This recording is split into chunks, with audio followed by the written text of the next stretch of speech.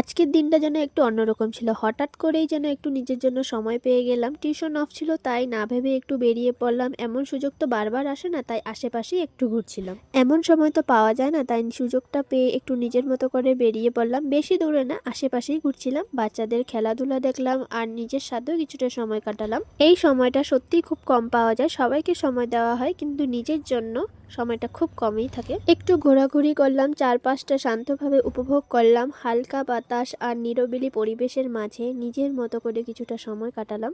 তারপর সন্ধ্যা হয়ে যাওয়ায় বাড়ি ফিরে আসলাম। হঠাৎ কিছু খাওয়ার ইচ্ছে হলো, তাই দোকানে গিয়ে চাউমিন নিয়ে আসলাম। তারপর নিজেই বানালাম, একাই সব সামলালাম। কষ্ট করে বানালেও শেষে নিজের হাতে বানানো খাবার খাওয়ার আনন্দটাই আলাদা। মনে হয় ছোট্ট একটা জয় পেয়ে গেলাম নিজের কাছে। একটু কষ্ট, একটু সময়, আর শেষে সেই স্বাদটা যেন ক্লান্তি মুছে দিয়ে মনটাও হালকা হয়ে যায়।